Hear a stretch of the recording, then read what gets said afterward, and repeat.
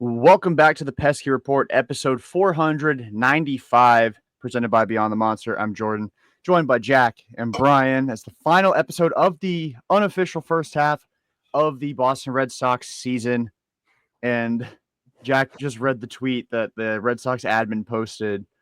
What if we don't want to break? That is perfectly encapsulating the way that this first half ended. And it's crazy because, 3 weeks ago, we couldn't wait for it. Now it's like, I don't know what I'm going to do with my life the next few days. I mean, I guess I'll watch the home run derby and then pretend like the All-Star game's not a sham. But wow, how are we doing, boys? It's fun being a Red Sox fan again. Yeah, and this was like the one time where if they had lost the series finale, as long as they didn't get smoked, I would have been okay with it going into the break 9-1. But I like winning a little bit more too. I mean, wow.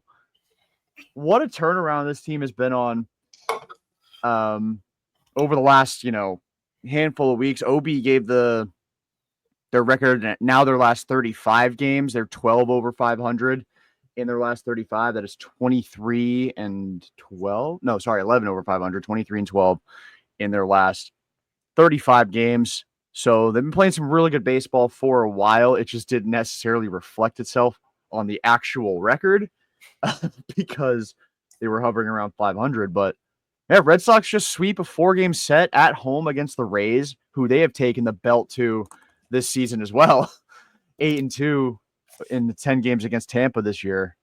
All they have to do is stop going to the fake-ass Tropicana Field to rid themselves of the devil magic of facing them. But wow, I'm hype.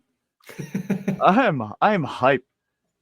Yeah, I mean, like some overall takeaways from the series. I mean, we're going to get to the juxtaposition of the walk-off home run call on Ceddanne Rafaela momentarily. I will happily accept the copyright strike on YouTube for it. I could not figure out how to convert it to an MP3.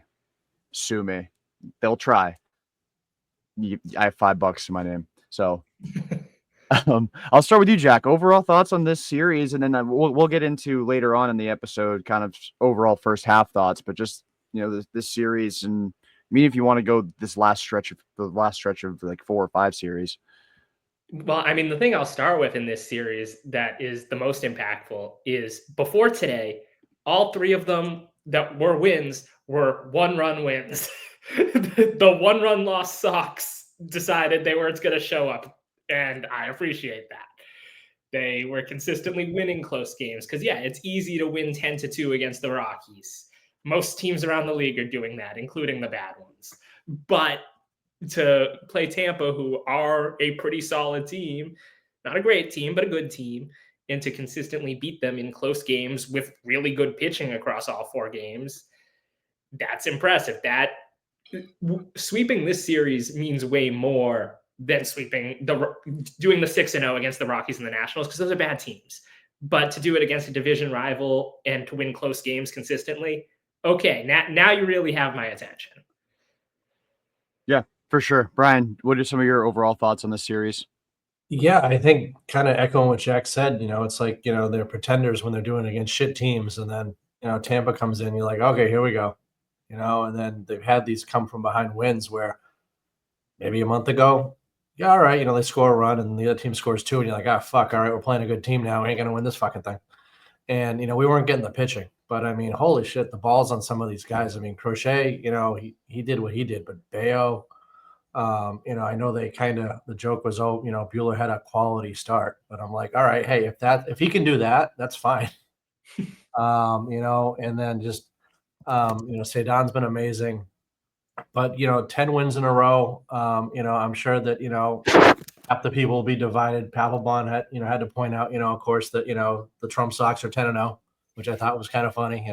People are gonna be running with that.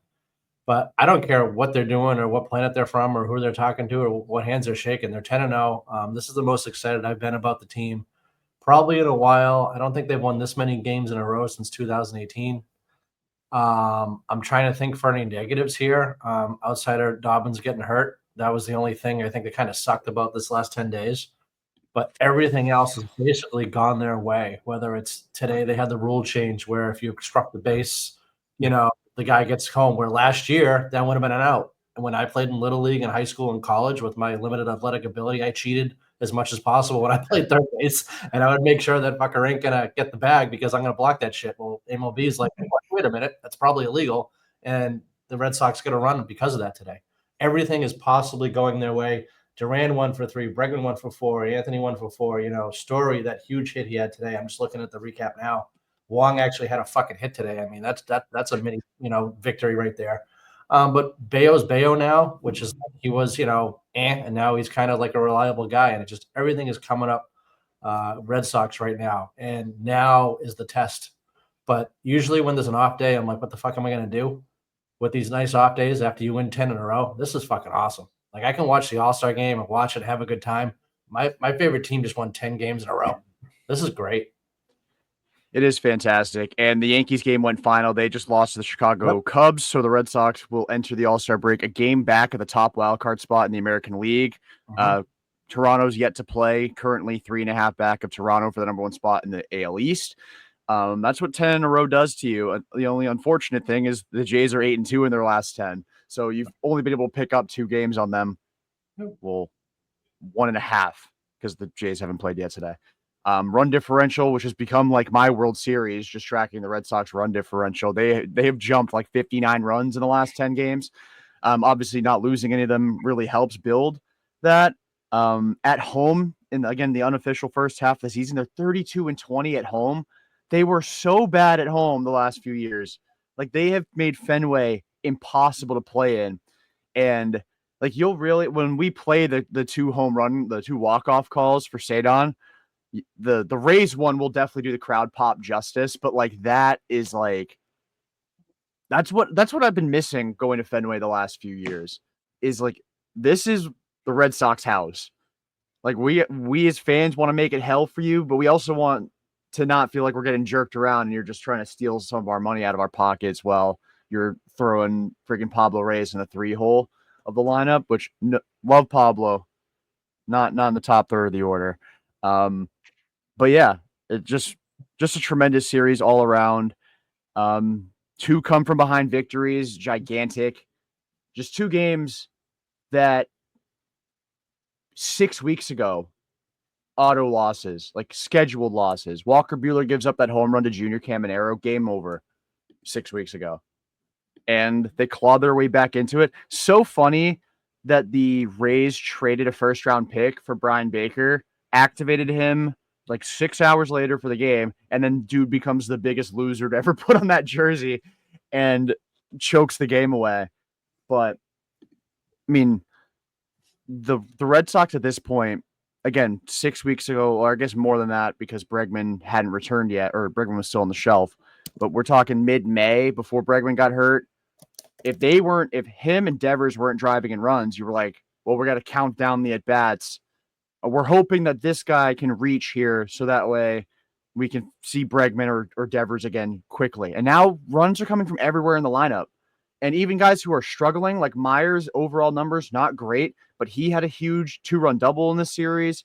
RBI double in the series. He had another double today, obviously scored on the obstruction. Otherwise, he would have been picked off. But he scored on the obstruction.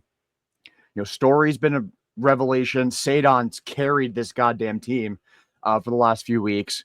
It's coming from everywhere. And the pitching's been great. The bullpen's been great. I mean, it's hard to carry 7 2/3 innings, of relief. And they were able to do that against the Rays 7 1/3 innings of relief against the Rays in game 2 of the series when Dobbins went down, which sucks. By the way, Richard Fitz gets recalled. I'm sure he would much rather be in Worcester than get recalled because of Hunter Dobbins tearing his ACL. sucks. He spent 2 weeks, 3 weeks coming back from the elbow strain, and then in the second inning wrecks his knee, so he's done for the year. And it really kind of, I think, increases the urgency for the Red Sox to add another starting pitcher. Because again, like, I know Tanner Houck isn't a problem that's going away. And in fact, it's actually rapidly approaching. The object in the rearview mirror is very close at this point for him. Kyle Harrison's down there, but they got to go get another starter. But my question, I'll pose it to you first, Brayan. Is this run that Bello and Giolito, these two guys, are on lately, does it change where the Red Sox look to address the rotation in a few weeks? Are they looking to, because like Dobbins got hurt, but Bello and Giolito have been number 2, number 3. I mean, both have pitched kind of like aces lately. Are you still looking at the front of the rotation as an addition, someone like Joe Ryan, or are you looking to solidify it now with like a 4-starter, like a 3 or 4 starter, and kind of push Walker Buehler to the bullpen and make sure Tanner Houck's in the bullpen as opposed to selling out the future in year 2 of the contention window here? Yeah, I mean, I say fuck it, go for it. It's wide open. Just do it. Go get the best you can get. Get the guy with the, that can just put you over the top because, like, who loves this 10-game winning streak and this great starting pitching? Fucking Greg Weissert. The guy's poor fucking arm was gonna fucking fall off. He's like, really? All right, I'll fucking close. All right, I guess Chapman pitched the 8th, so I'll just pitch the 9th now. All right. And like sometimes he just doesn't fucking have it. He has no idea where the ball's going. And it's not his fault. His just arm is hanging by a thread. He's going to love the All-Star break. He loved these last couple games. And if you get another balls to the wall starter, that bullpen is so much better, fresher. Like when a guy like Wilson's pitching like, every other day or when Whitlock's fresh, he's a different pitcher. Chapman, I mean, he's been an all-star, but I'm always like, when's the control going to go? Like I'm just still, it's like when I was waiting for the Story injury. It's like Chapman historically has always kind of gone off the rails and all of a sudden he's walking 15-20% of the guys. He's like, what, like 7 now or something crazy? It's unheard of. I think even lower than that now. Yeah. So it's like, all right. So a rested bullpen, if you want this team to do anything in the playoffs, you got to kind of scale back some of these relief pitchers. And that's why maybe Tanner goes in the bullpen. I mean, I guess Tanner's last start, he actually did pretty well. He got like, I think, double-digit swings and misses, which, I mean, that's great because there was some starts where he's getting like 3 or 4. Yeah. And, maybe there's less pressure on him. And if it doesn't work out, then, you figure it out. But to put him in the starting rotation right now, I think he can make a move. I think they got enough guys in the minors right now. They have the draft in a couple hours. They'll probably draft another left-handed fucking shortstop from California or something, or, just that's what they like to do. Michael Romero's like, hey, I need somebody to hang out with, make it happen. But they got the first pick, they got the 15th pick and the 33rd pick. So, I mean, they can make some moves because they're going to be able to replenish some of their top end talent if they want to. Because it's kind of like, I know we're going to get into this in a while, what we're going to do. I kind of like keeping guys fresh, having Duran in there, have your Roman Anthony in there, and then maybe some of those guys go down. I don't know what's going to happen. But yeah, I want a starting pitcher who's going to be, a horse. And I don't want to see them get a guy who's just a guy to get a guy. I think they've got that right now. I think with the way their offense is. But I mean, realistically going forward, I want to see what this team can do against good teams. I think after the All-Star break, you're going to know kind of what you want to do with this team because you're going to, if they respond or if they don't. But I'm just so happy right now. I just want to bottle it and contain it. It was like right before Devers got traded, we were so happy. And then Devers got traded. We're like, oh, fuck, come on. Like, why did you have to ruin my weekend, my next couple of days? And it's almost like I don't even give a shit about that anymore. Now this 10-game streak is great. I'm back to like where I was right before that trade. I'm real excited. I'm real happy. But yeah, I want to see. I don't see a lot of roadblocks. Like, are you scared of any of these teams? I mean, it's just kind of like Toronto. They're Toronto. Yankees, I don't take them. Like Detroit is like the best team right now statistically, right, in baseball, or at least in the American League, right? I mean, I don't know. I'm not like, oh my god, like there's no way we can possibly beat these teams. So I just go all in. Fuck it. What do you think, Jack? Where are you looking at for the rotation? Yeah, I mean, I think it's going to be about, if Joe Ryan is actually on the table and you can put together an offer that, is focused on something that looks like Arias and Duran and a couple other pieces, Yeah, I mean, obviously, that gets you 2 of, like, the 10 best pitchers in baseball in your rotation, and things get really exciting. So if you can do it without a severe overpay, yeah, you go out and do it. Beyond that, I don't know who as a true top of the rotation arm is actually there without at least some question marks. And so, like, whether it looks like uh, a Seth Lugo, whether it looks like if Freddie Peralta's potentially a guy who Milwaukee would consider moving. I mean, at this point, the starting pitching market looks confusing, and it's always a seller's market now with the extra wild card teams. You have to overpay for guys. So I'm torn. I think it's about finding value where it is. And if you think there's a guy who you're like, oh yeah, we can go get this guy. The numbers are more like he's a 3-4 right now, but we think he can be a little better than that. Cool. But if you can go get like a top of the rotation guy who maybe we don't realize is available at this point, sure. Or once again, if the Joe Ryan talk is a legit thing, sure. Even though I know historically he's a guy who's worse in the second half than in the first half. He has a career ERA around like 4.3 in the second half for his career. But he's also never been really on a really good team. And, you know, if the vibes continue to stay good here, hopefully that would give him that push to perform at that level in the second half. This is also his best year of his career too, so it's kind of hard to hold 2023 against him. No doubt. Because he's a different pitcher now in 2025. Yeah, and his command isn't even perfect right now either with the fastball. Like there's another level to Joe Ryan if the fastball command improves a little bit. Yeah, I do wonder what their outlook on guys could be different than we think. Like even if somebody that maybe looking like a 3 or a 4 somewhere else really isn't, and maybe they're just having a bad year. I promise I'm not leading into a Zach Gallen thing again.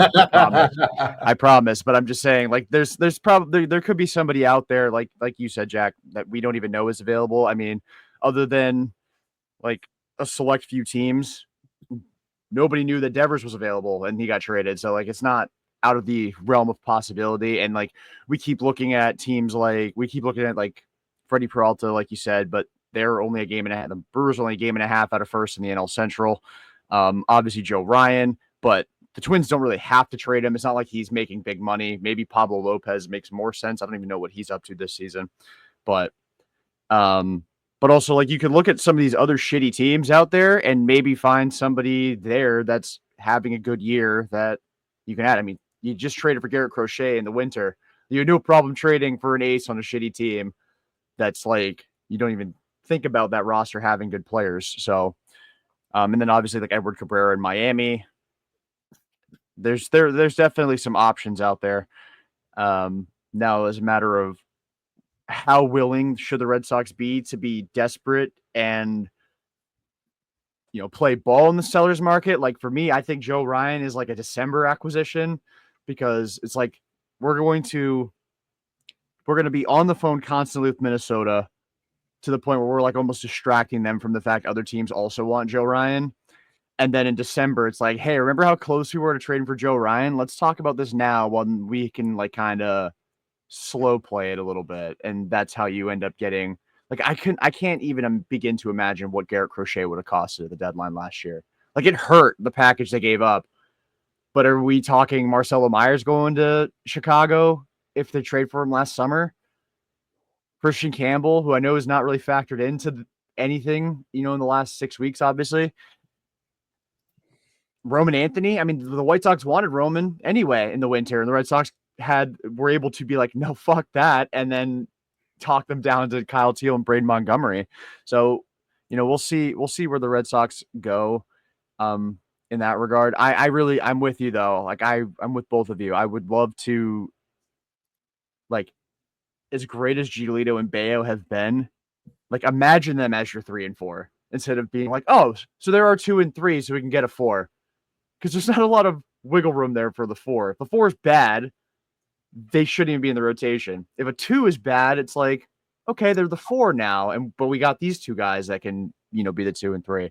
So I don't know. I mean, I don't think there's any. I feel like there's a big guy out there that is going to get traded that nobody's even thinking about, And maybe that's just because I don't want to be the only team to trade a superstar unexpectedly this season. But I don't know. I just feel like somebody's out there that's gonna get moved. And who that might be, I have no idea. But James Tibbs for Paul Skeens. Could you imagine they trade Skeens? Like, that would be so Pirates of them. They're like, you know what? You deserve better. And instead of that meaning we're going to improve the roster, that just means we're going to get you out of here. Like, you're gone. You're gone. I keep looking at Washington and I'm like, could they trade Mackenzie Gore? Like, having two dominant lefties. Oh boy, that'd be fun. How many years does he have left? I don't know. 2 That's a years great of question. ARB after this year. So he's in a similar situation to Joe Ryan. If you're going to pay King's ransom for Joe Ryan, I'd rather pay a little bit more and get Mackenzie Gore. But obviously, he has to be available. So, and the Nats just fired their GM and manager. So I don't know. We'll see. But yeah, Red Sox come from behind in game 1 of the series, win it 4-3.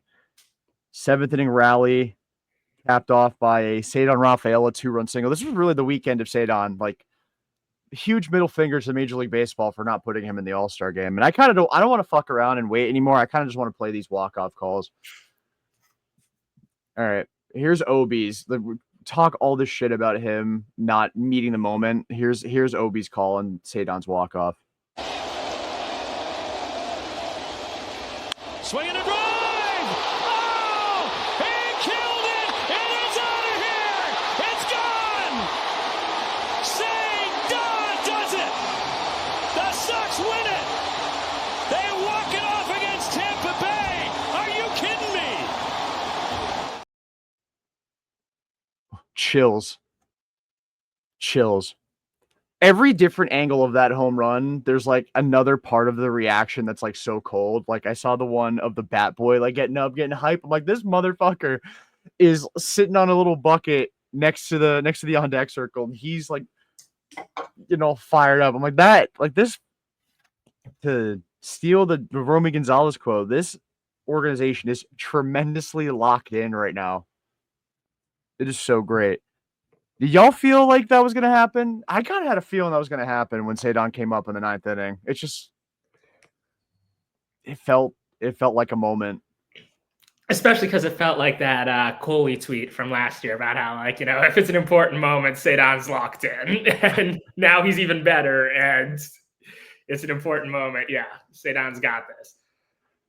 Yeah. Brian, did you feel the home run coming? It's funny because it's like, when he first came up, it was like, oh yeah, he's like, what they used to say, the homeless version of Mookie Betts, basically, like, the bargain basement version, and it was like, that's unfair. But now all of a sudden, he's got these home runs. The defense is best in baseball pretty much as far as center fielders go, which is amazing. But now the hitting's coming around, and he's not swinging it. It's not like he makes his mind up to swing before the ball comes out of the guy's hand, where he felt kind of a couple of years ago he was doing that. And now he's looking for pitches. And I think the big thing is, and I'm sure you guys have seen it, especially with Bregman when he was on the bench and he wasn't playing, he was talking to the hitters. He was the one that said that, what was the guy in the Reds who was telegraphing all his pitches and they just lit him up? I think it was a Monday game. Chase Burns. Yeah. And it was like, he's talking to these guys. He's like, hey, listen, look for the changeup, look for the split, look for this. And like, oh, okay. And then it's like when they can't get the pitch over for strikes and that ball just rolled over, you knew it was gone as soon as he hit it. And then, like he had the, another big hit today as well. It's so nice that, if he just hits 250 or higher and hits, 20 plus home runs with his defense, that's your center fielder for as long as he can, not trip over his own feet. I mean, you're good forever. And I think when they gave him that contract, a lot of people were like, I don't know about that. It's like he hasn't really. And then early on in the season, we're going to move him. We'll do this, that, and the other thing. But, I love him as a center fielder. I think he's going to be great for this team for years and years. And that contract, every year that he does this, it'll be a better and better deal every year. Yeah, he's going to go into the first half with a 797 OPS. Like, okay. I didn't even think that was he was going to be close to that. Yeah. Like, entering the year, I thought, if he can give you 700 to 720, and now obviously there's an entire second half to be played. So I don't want to act like this is he's going to. I thought maybe that home run it may have peaked there, but no, he decided he wanted to get it a little bit higher.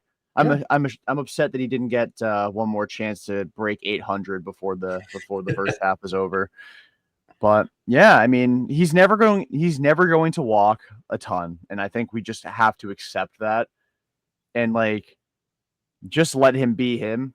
Yeah. And that's kind of what happened when he was developing too, right? Like he got to Portland, was it? And they were like, please stop swinging at everything. So he stopped swinging at everything, and he really wasn't very good.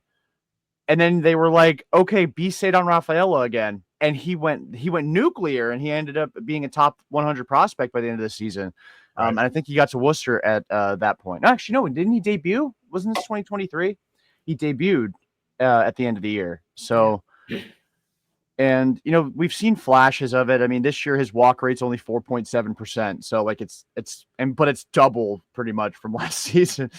But on top of that, the strikeouts are way down. It's down to 19.4%. And pulling the ball in the air when you play at Fenway Park as a righty is a good thing. And that's why he's at 14 home runs in 92 games, whereas last year he had 15 in 152. So he's emerging into a superstar right before our eyes, and like a top 3 center fielder in the sport. Like defensively, yes, he is right there at the top, whether it's one. I mean, he's in the top 3. If you want to go to PCA, sure, Denzel Clark, but the volume isn't quite there yet. But I mean, Denzel Clark's a freak out there. And then Ceddanne's right there too. But like add the offense, he is a top 3 center fielder in Major League Baseball this year. And it's despicable that his first half ends today without a trip to Atlanta. This sucks. I'm pissed. I'm not just catering to Ceddanne because I want to get back on his good side. You could have a few guys back out the last minute, and then he could be another replacement. That could happen. Yeah, but they might. I mean, the Nats are going to draft Ethan Holiday tonight. They might let him play. Yeah. So, fucking hell! I can't believe Jacob Mizorowski's an all-star. That's disgusting. Is that the shortest amount of time ever that a guy is? Yeah. Yeah, I wonder how many relievers have a lower ERA than him in the National League that have pitched more innings than him. Probably a fair few of them. So, yeah. But I digress.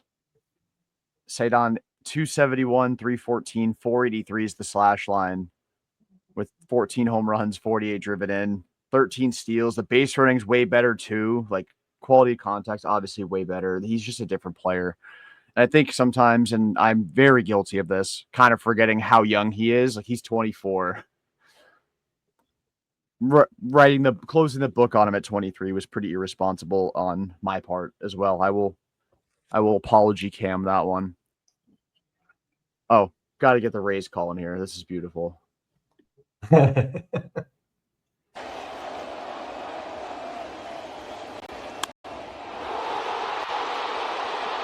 Wow. Red Sox win 5-4.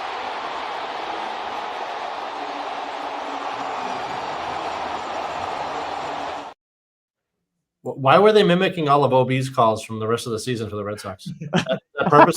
Is that something they just fucking, all right, oh, hey, who's that guy, O'Brien? Yeah, we'll do what he does.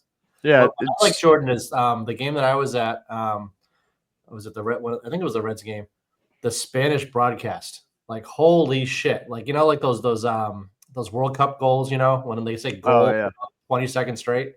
You want to hear a good walk off, and I don't know Spanish that well, but oh my god, when a guy hits a walk off for the Red Sox, it is next level. I mean, it is very, very exciting. And I wish I knew exactly what they were saying. It'd be even more exciting if I could understand what was going on. But when something happens on the Spanish broadcast, they go bonkers, and I love it. I love it. Yeah, unfortunately, could not find a video with the Spanish call, or I would have played that too, because they played that on WEI yesterday when I was on like the pregame show. Yep, sick. Yeah, Junior Pepin does a great job. As well. Oh yeah, and then Will Fleming also had a fantastic call. I plucked those from Baseball Savant. There's my attempt at not getting copyright struck. Poor Will Fleming. Poor Will Fleming. He got a lot of shade thrown at him. I hope we can get into that at some point. Yeah. Well, I mean, I think what Will Fleming is really good at his job. This is like probably the first time maybe in the history of the Red Sox that Will Fleming actually had an inferior call to a Red Sox moment than OB. Sure. Like, there's 162 games, so it's going to happen eventually. Yeah, broken clocks right twice a day. Blind squirrel right. finds a nut, something like that. Yeah. But man, what a series this was. So then, we already talked about Dobbins going down, the bullpen 7 and 3rd innings of 3-run, all unearned ball. Brandon Bernardino with the troll job of the century, throwing 2 straight wild pitches just to spot them a couple runs. But the bullpen was nails. I mean, I feel really good about the pitching staff in particular, going into the All-Star break and then getting them all a much needed rest as well. Like you mentioned earlier, Brian, this is a really good spot to be in.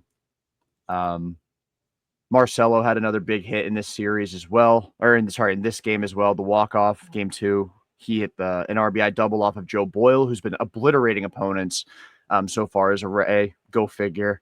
Cello hit an RBI double to cut it to 4-2. Abraham Toro had an RBI ground to make it 4-3. And then that's where the score held until Ceddanne's big swing in the 9th inning. So that secured the split, which is what I was hoping for. Like at bare minimum, you could not go into the All-Star break winning 6 straight and then losing 3 or 4. So you secure the split and then you win the first 2 games of the series. And it's like, okay, well now you have to split the last 2. Like you can't take a 2-game losing streak into the All-Star break. And taking those first 2 games with Garrett Crochet going game 3, like get fucked. Like seriously, like it's so rude to do to an opponent, but man, he was money. It's so fun having a guy like that on the team. Yeah, a sub 500 team doesn't have guys like that on them. Like, I don't care. When you get a guy that good, like, you're going to go places. You're going to do things. In a 3-game series, he's going to win at least one of those games, and you just got to win one other. I love having him on my team. We haven't had a guy like this since a healthy Sale. And Sale was only healthy for about, a year and a half, really, maybe. Yeah. And it's really too bad because then he won the Sang-What last year. They got the highlights on right now, and Ness and right now of Pedro talking, and I'm like, I remember when they traded for Pedro from the Expos, and it was like a World Cup game every time he pitched. Dominican flags were going off, fireworks were going off in the crowd. It was crazy, but it was so exciting to see him just like drop his nuts like right on the fucking table and struck like 15 guys out like it was nothing. You expected it. You used to go to gate A and say, listen, take my money. Is there any seats available? I want to get in this fucking park. And you'd see him pitch, and it was holy shit. And it was like if a guy's crowding the plate, he'd peg him in the shoulder and just get him. Like it is. I loved like the ability, just like I own this sport, I own this game. Get out of my way. And when Crochet pitches, it's the same thing, And when he went the distance, it's such a rarity now. He said, I think after the game, I didn't know what to do. He's like, I was like, all right, now what? Because he just so locked in and so in the zone. But tremendously. I love not having him pitch in the All-Star game. So he's like, I'm just going to air it out. Because up until the last 2 games, he's given up some runs. But like when Crochet doesn't get run support, he's better. You know what I mean? So I noticed that too. But I love watching him pitch. And he just does not give a fuck. And just, you look at him and I love the attitude. I love the balls this guy has. And just, well, if you go into the playoffs with him as our ace, I feel really, really confident. Really confident. Yeah, especially because where the Red Sox are at now, and I don't want to completely throw away the likelihood of them winning the division. I mean, again, they're only 3.5 back right now, 3.5 back of the division. Yep. But you get into a wild card series, you just have to win 2 games. So we're talking like best of 3. We have all these 3-game series. Well, there's your one freebie. Garrett Crochet starting game 1 because there's not another American League pitcher in the wild card. Nope. Among the wild card teams that I am measuring up against Garrett Crochet and saying that team's got a chance of winning. Right. No, it's just that just doesn't exist. Garrett Crochet's in his own class. I mean, I guess maybe the Yankees with Max Fried, but like, like,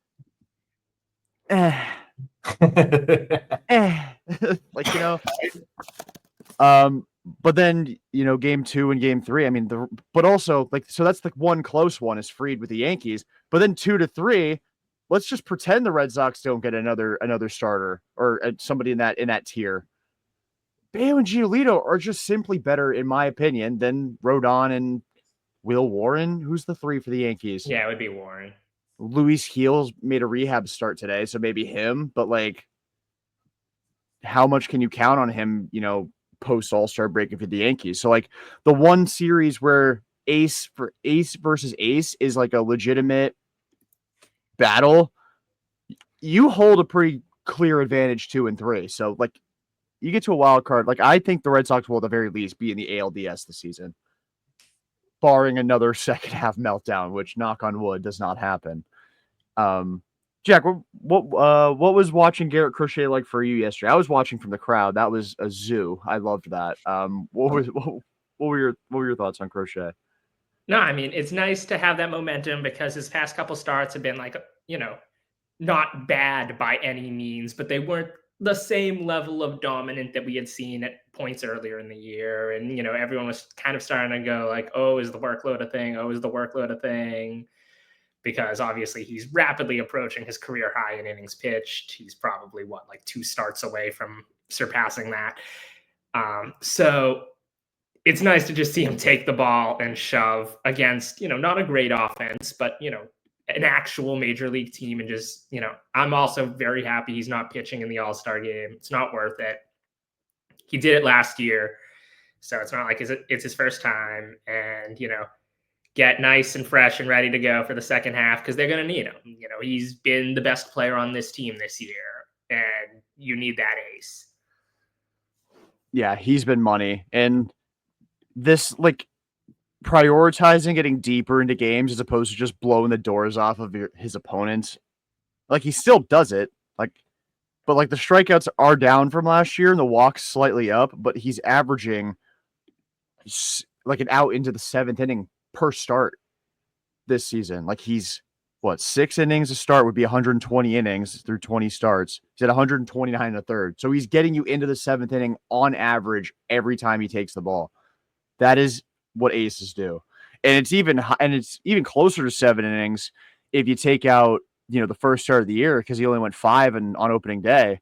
So since then, he's in 19 starts. He's at 124 in a third innings. So that's dangerously close to 7 innings to start. He has been an absolute dog. And I'm still of the mindset where I'm like a little curious what the uncharted waters are going to look like for him. Because once he gets to that 150 innings mark, we don't know. I mean, maybe that's a lot of Tanner Houck PTSD because he hit his innings. He hit his career high for innings in the first half last year, and we saw the stuff rapidly decline from there. But he's a bulldog, and I like, he's built like a brick shit house as well. So like, I'm not, of all the pitchers that could be in the same position as far as rapidly approaching previous career high for innings, I'm about as not worried as I can possibly be without being fully not worried about it. That's another reason why it'd be nice to get another frontline starter, just in case there's a little drop off. Just in case. Yeah. And to do that in a 1-0 game too is crazy. Like, Bello went the distance against Colorado, but like, on one hand it's the Rockies, on the other hand you scored 10. Like, so it's, like, I don't want to take anything away from it. Bello was nasty in that game. Like, he was fantastic. He was the only one that went 9 innings in that series. But to do it in a 1-0 game against a division rival, almost the second time too, like, he's a dog. Like, Craig Breslow, for as much shit as I've given you, you deserve your flowers for Garrett Crochet. That was good job. And the only run of the game in Game 3, Carlos Narvaez RBI single driving home Roman Anthony in the 5th inning, was it? It was in the middle innings. Trevor Story got his 1,000th hit of his career with a double in the 5th inning. And also played his 1,000th game of his career in this series. So a couple milestones for Trev. And then obviously first career complete game for Crochet. So another milestone there. And yeah, Sox take the series in those first 3 games. So today, no pressure. What was more impressive, the complete game, or that he did it with only 100 pitches? I mean, he was just mowing. Like the Rays lineup isn't special. Like there's some good hitters in it. I'd say probably still doing it in 100 pitches. Like I don't know how he must have been tempted to just go for like 15 Ks because that lineup had no business making contact against him. Yeah. Who, by the way, like Kev last year got booted by StreamYard for slandering Isaiah Kiner-Falefa. I'm gonna tempt fate here by saying that by doing the whole Colin Coward, like it's okay. We have Jake Mangum now. Like Jake Mangum, I fucking hate him. I hate Jake Mangum. Like, what are these unethical swings this man is taking? And then I have to hear them on Ness and talk about how it's Ichiro-like. No, it is not. Unethical hooper, Jake Mangum. The fact he's hitting like 600 against the Red Sox this year makes me want to die. Brutal. It couldn't have happened to the last out. Couldn't have happened to a better person or worse person. Jake Mangum. Learn how to hit like a normal person, please. Ichiro. Fuck off. Come on. And StreamYard didn't boot me, so it must be an Isaiah Kiner-Falefa thing. Maybe he's an investor. Could be. Minority shareholder, yeah. Yeah. So, yeah. Takes us to game 4 of the series, where I think there was a lot of question about how Bello would respond to that kind of outing. And he was money again. Like, was he as sharp? No. Obviously, only had 4 strikeouts as opposed to 10. But timely pitches with runners in scoring position, navigated himself out of trouble a few times. And like you said before about, pitchers that just want to leave it all out on the table with Garrett Crochet. Like, Bello was pissed when he got taken out of the game at 105 pitches. I mean, I wouldn't want to get pulled when Taylor Walls is, the free out that is Taylor Walls is coming up. But, like, that desire to just stay in the damn game and finish what you started is, like, so nice. And his ERA is under 2.6 since June 3rd. And in every single start, he has pitched at least 6 innings. Yeah. And if he started that game against Cincinnati, I feel confident saying it would be 7 straight or 9 straight starts or whatever the fuck the sample is. I know it's 1 less start for appearances, but he's been great also. Yep. The key today, I think, too, for Jordan, for him, was no walks. He kind of got fucked. What was it, 3 or 4 at bats? I was listening to the game on the radio. They were like 8 pitch at bats. They kept fouling the pitches off. Fouling the pitches off. That didn't happen. He might have finished the 7th inning. But the no walks for Bello is his make or break. If he can keep that walks down to like 2 or even 1 maybe. I mean, I know not to walk a guy for the whole game is kind of unusual just for him because he has so much movement. But that's the difference between him getting out of the 4th inning or the 5th inning or even the 6th inning. And if he can do that, and it's the kind of thing where he has so much movement, if he just tries to push the ball down the middle with the singers he throws, he's going to get a bunch of movement. He'll be fine. And he's trusting his stuff. He's going deeper in games. He'll give up something and he doesn't have that oh shit Bello moment where it's like, oh fuck, now I gotta try and strike guys out now, and then he gives up a bomb and then you're down like 4-1. Like in the 5th inning, and then you're like, oh fuck, all right, well, I hope that we can win this game now. That's not happening anymore. He's just like, oh, gave up 1 run, okay, it's all right, and then they get another run. He has damage. He gets a guy on 1st and 3rd. It's like, I need to get a ground ball. It's like, no. Before he'd be like, well, I need to strike 2 guys out in a row, and he gets to like 0-2, and then there's some fucking bleeder changeup down the right field line, and you're like, all right, fuck this, I need a beer. It's just that's not happening as much anymore. His ERA is 3.14 now for the season. That's awesome. That's all I ever wanted from this guy. He's not going to be Pedro. He's not, it's fine. And that's perfectly okay. Most guys aren't Pedro Martinez. But if he's this guy, we're good. That's a good contract. We're good with this guy. I can totally ride or die with this guy as a solid number 3 for the rest of his career here, Yeah. And he's also similar to what I said about Rafaela. Like, he's 26. Yeah. Like it's not like he's in the prime of his career yet. He's still got room to grow. Obviously, the strikeouts are something that are always going to be something to monitor for him. Yep. But it's up to 6.9 per 9 innings. The walks are down to 3.3 per 9 innings. That's actually lower than it was last year.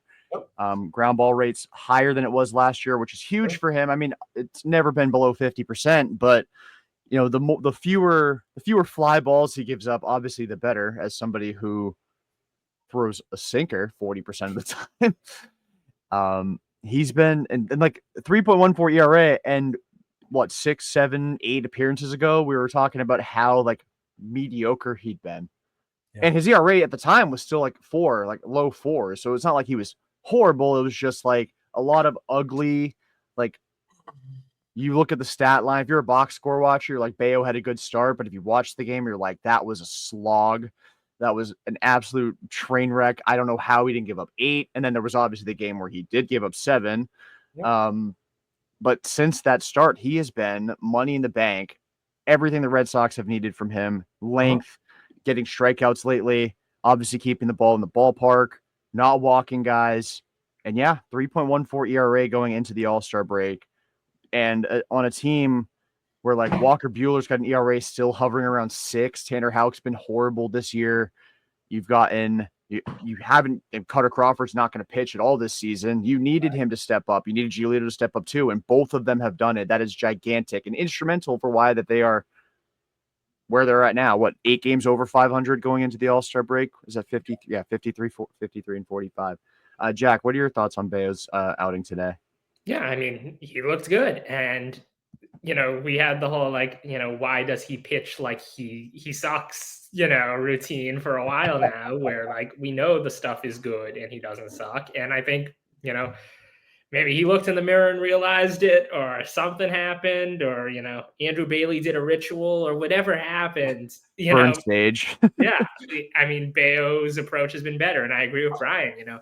Yeah. He was walking way too many guys earlier in the year, and he was kind of like getting up in counts, and then throwing too many pitches out of the zone. He wasn't confident in his stuff, and he has good enough stuff to attack guys, especially guys who aren't great hitters. And, he's had that approach over the last handful of starts, and it's encouraging because he is a young pitcher who you have under team control for another, 5 seasons at a luxury tax hit of $9 million a year. That works for me.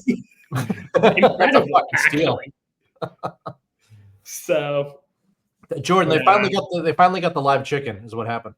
KFC bucket, when you get the live chicken, now that was the turning point. They sacrificed a live chicken, and that saved Brayan Bello's season. Yeah, whatever it takes, whatever it takes. Yeah, he's been money, and we'll see how he does in the second half, because this is also something we have grown accustomed to seeing with Bello. Is he'll go on these long runs, and then he'll hit that bump in the road, and it'll kind of tank his season. Like didn't he have like a 3.3 ERA going into September of his first full year, and he was like absolutely atrocious in September. Yeah. And then last year he was really bad through June, and then he was great to finish the year. This year it's kind of like, it's kind of natural progression. You have the great first half, bad end of the season, then you have the bad first half, great end of the season. Now this year it's like your bad first half was a 4 ERA, and then, or not bad first half, but your bad stretch of pitching was a 4 ERA, and then you end the first half with a 3.14. I'm not expecting that ERA to drop below 3, or at least finish below 3. But if he can keep that below 3.5, you're in a really, really, really good spot. And that makes your, Cora's job harder, but like in a good way. Like you get to the postseason, you're like, is Bello starting game 3 or game 4 of a playoff series? Is he in the bullpen in a playoff series? And if he goes to the bullpen, I promise you he's going to get way more whiffs as a reliever. That fastball is going to be touching 99, and we're all going to be like blown away. He's been great. And to your point also, Brayan, about the mistakes turning into big innings, I thought I got nervous because when he made that error on the Chandler Simpson ground ball back to him, they showed the replay, and he got really mad at himself. And like, fair enough, you made an error. But then also, and maybe this is just partially, Andrew Bailey being more familiar with the player, like, because Bailey went right out to the mound and talked to him. Yep. Maybe calmed him down. I don't know. Or maybe he like letting out that little bit of steam actually helped him. But then he came back and he absolutely obliterated Jonathan Aranda with 98, 97, his hardest pitches of the day, got the strikeout there, and then got Yandy Diaz to hit a weak fly ball to right field and ended the inning. And again, like that's been the maturation of Brayan Bello. Like, again, he's 26 years old. He wasn't going to be, he wasn't going to have the mental acumen of a 15-year vet at 25. Like, it's just not fair to put that on somebody, especially somebody with the expectations he had on himself and obviously the off the field stuff that was bugging him last year, that was affecting him last year. So, but he seems to have righted the ship and couldn't have come at a better time for the Red Sox. Makes things a lot more fun. Oh yeah. And then also Chapman, the way he put this the first half to bed, so perfect. Punch out the side, and again, couldn't have happened to a worse person. Taylor Walls being the last out of the game. Brutal. He didn't have a chance. That was some absolute obliteration by Aroldis Chapman, whose ERA for the first half 1.18. Nice.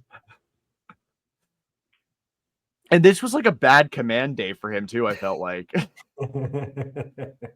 No walks, 3 punchies, but this was shit command today for Aroldis Chapman. You don't miss the 93-mile-an-hour cutters from Kenley Jensen that like maybe we'll get the save today. Well, this kind of outing, I mean, this kind of game that Chapman entered, that was the game that Kenley would have blown. Like, if Kenley came out for the 9th inning today, we might still be watching the game.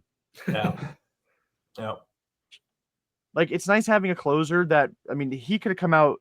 I mean, if the Red Sox scored like 10 runs in the 7th inning and we're up by 11, I would have put Chapman in for 2 so Aaron Boone can't ruin the closer before the second half like Kevin Cash did in 21. Yep. But, man. And Justin Wilson also, not to be lost in the shuffle here, coming in and getting those last 2 outs of the 7th inning were gigantic. Just keeping Matt Theis from scoring there, I thought was huge because I feel like sometimes Wilson comes in and he gets way too cute, especially the bottom of the order. And that did not happen today. He went right after guys, got the 2 outs, did his job. Whitlock came in, slammed the door in the 8th after a little bit of trouble. I got really nervous on a couple of those pitches to Junior Caminero because he was like, please hit this slider onto the Mass Pike. And Caminero was like, no, sir, I will not do that. I don't think I will. I'm saving my home runs for the Derby.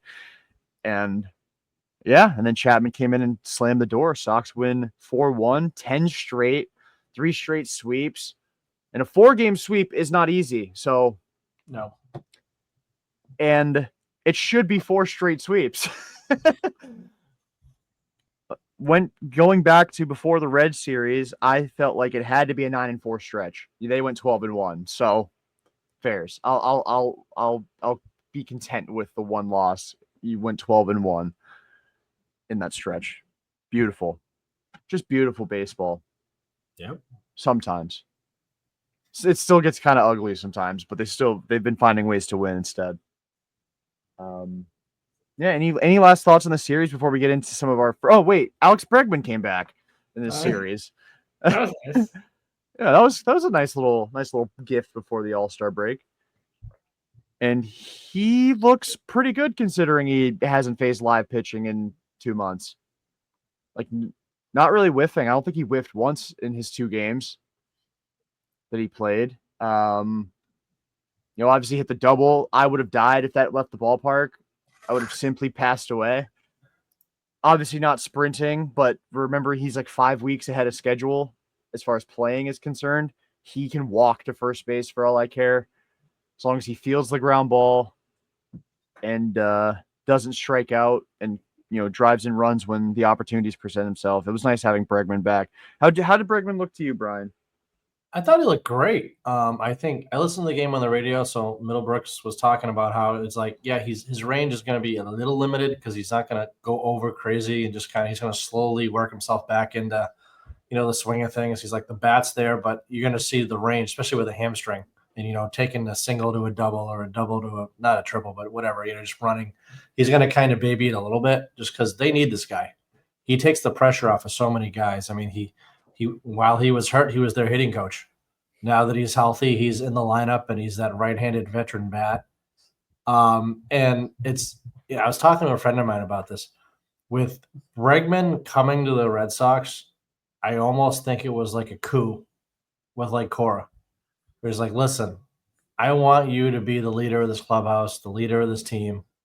I know it's going to ruffle some feathers. And the longer we look at this Devers thing, it looks like the right move now.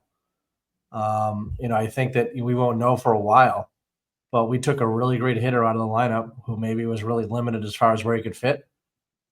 But right now, today, right before the All-Star break, it looks like the perfect move. And I'm wondering, it was kind of like, Ed Hand is still like, oh, well, they got rid of Garcia Power. Fuck the Red Sox ownership. He still holds that to this day. And it's funny because 21 years. Yeah, but that was that trade can legally drink in a couple weeks. Exactly. But that was the move at the time for the guy that made everything happen. And I'm wondering if, next year when, or this Christmas when I go Christmas shopping and I get because I'm 100 years old, when I buy the DVD or whatever the fuck I do of this World Series team, is that going to be the catalyst point? And was the catalyst point not even the trade? It was the bringing Alex Bregman. Like I said, I'm using this phrase a lot, putting my nuts on the table here.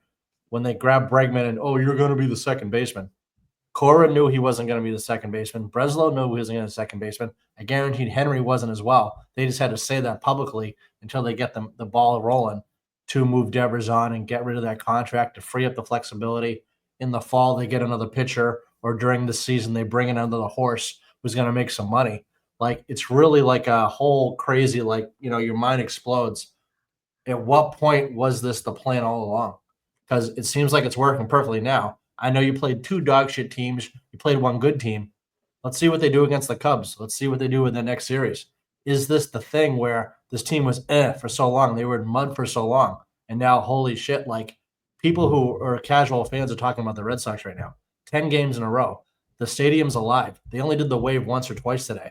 People are actually watching the fucking games. It's not just tourists. It's really, really exciting right now. And I just want everybody to realize, since 2001, there hasn't been a lot to cheer about. This is probably the most excited I've been in a long time. And as a diehard Red Sox fan, I love it. I love it. Yeah, it's nice. Even yesterday with the Crochet start, which obviously you're watching a great pitching performance, the crowd's going to be into it, but it's a 1-0 game. You could feel how tense everybody in the crowd was because also, with Crochet, he's taken a 1-0 game into the 9th inning already against a division rival at home. And then, they won the game still, but didn't finish the job. So there was everyone was thrilled to see him go back out for the 9th inning.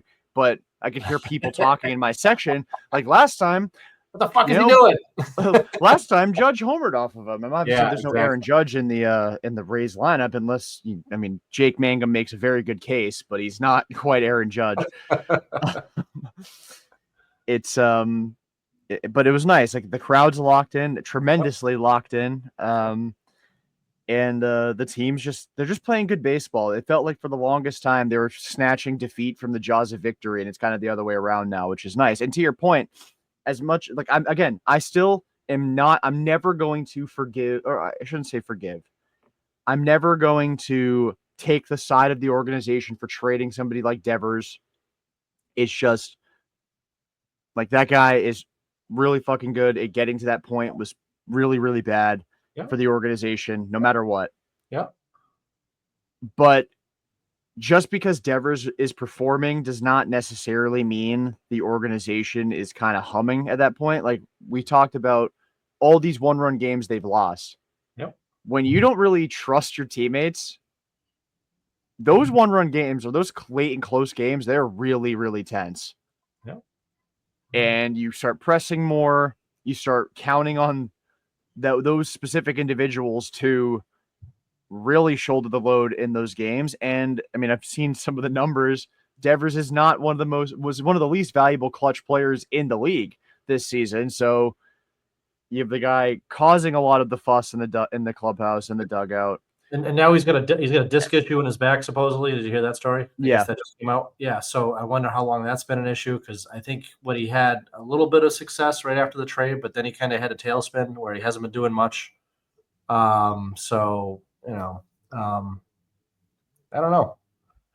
So Yeah. I mean, I still hope this trade works out for both parties. I hope the Red Sox don't miss him, and I hope he does well in San Francisco and the Giants win a ton of games, except when they play the Red Sox. That's kind of where I'm where I sit on that. And I mean, yeah, fair. he's slightly below average right now as a Giant.